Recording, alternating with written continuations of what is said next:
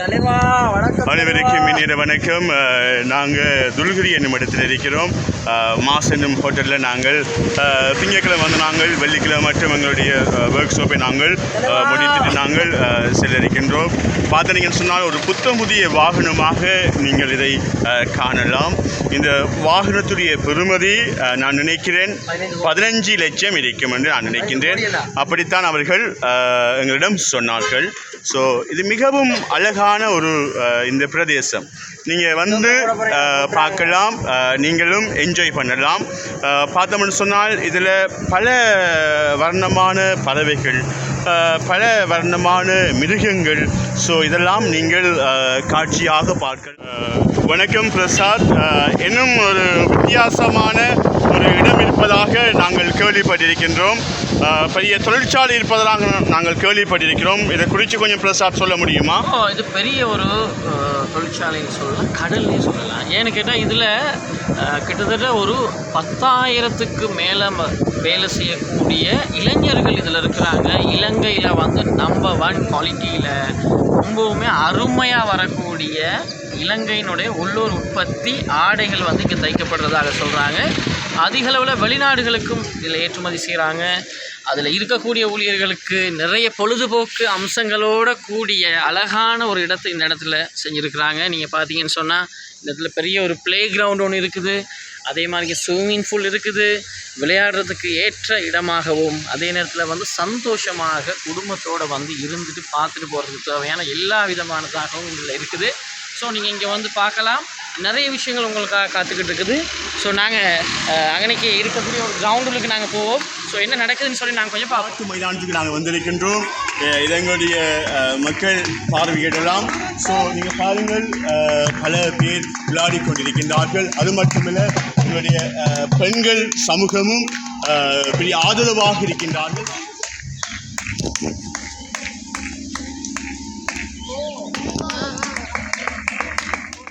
வந்து ஒரு ரூமுக்கே அடைஞ்ச மாதிரி இருந்தோம். ஸோ இன்றைக்கி பார்த்தீங்கன்னு சொன்னால் ஒரு பெரிய ஒரு என்வாயர்மெண்ட்டில் வந்து எங்களுடைய ஹாபீஸை வந்து நாங்கள் இதை பார்த்துக்கிட்டு இருக்கிறோம். ஸோ அதில் அருமையாக விளையாடுறாரு பாருங்கள் எங்களுடைய டீம்ஸில் இருக்க எல்லோரும். ஸோ அதுக்கு சப்போர்ட் பண்ணுறதுக்காக எங்களுடைய மகளிர் அணி இந்த இடத்துல வந்திருக்கிறாங்க. நாங்கள் அவங்கள்ட்ட கேட்போம் எப்படி இதை என்ஜாய் பண்ணுறாங்கன்னு சொல்லி. ஹாய், நாங்கள் நல்ல வடிவாக என்ஜாய் பண்ணுறோம். திங்கட்கிழமை இங்கே வந்தேன்னா இவ்வளோ காலம் இந்த நேரம் மட்டும் எங்களுக்கு செஷன் நடந்து கொண்டு வந்துட்டு இப்போ வந்து எங்களுக்கு நல்ல ஃப்ரீ ஒன்று கிடச்சிருக்கு. எங்களோட ஃப்ரெண்ட்ஸ் ஆக்கள் விளையாடி கொண்டு இருக்கிறாங்க. நாங்கள் அவங்களுக்கு சப்போர்ட்டாக இருக்கிறோம். ரொம்ப ரொம்ப என்ஜாய் பண்ணுறோம்.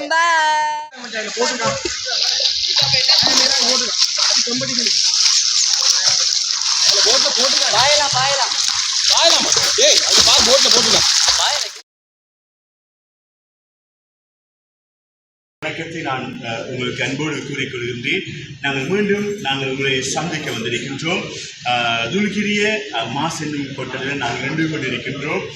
சுவையான உணவை நாங்கள் அருந்த வந்திருக்கின்றோம். நீங்களும் இந்த ஹோட்டலில் வந்து பாருங்கள். ஸோ சந்தோஷமாக நீங்கள் இந்த ஹோட்டலில் நீங்கள் மிகவும் சந்தோஷமாக நீங்கள் என்ஜாய் பண்ணலாம், சந்தோஷமாக நீங்கள் அனுபவிக்கலாம். உங்களுக்கு வளர்ச்சியான உணவுகளை நீங்கள் இந்த நேரம் நீங்கள் பார்வையிடலாம். ஸோ மிகவும் அழகான ஹோட்டல். நீங்கள் வந்து பாருங்கள். ஸோ நீங்களும் சுவைத்துக் கொள்ளுங்கள். நாங்கள் சுவைத்தது போல நீங்களும் சுவைத்துக் கொள்ளலாம். ஸோ நாங்கள் மீண்டும் சந்திப்போம்.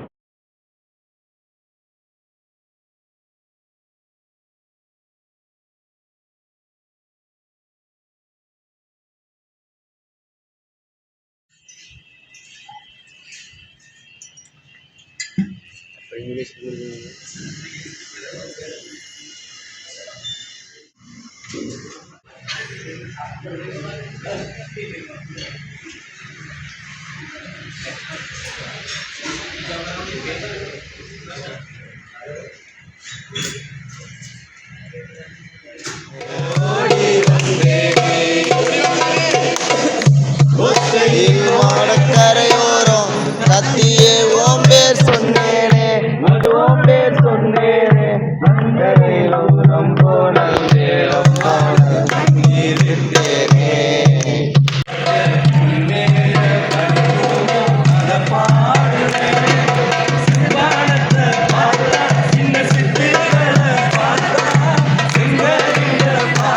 சின்ன சின்ன பார்த்தா இன்னைக்கு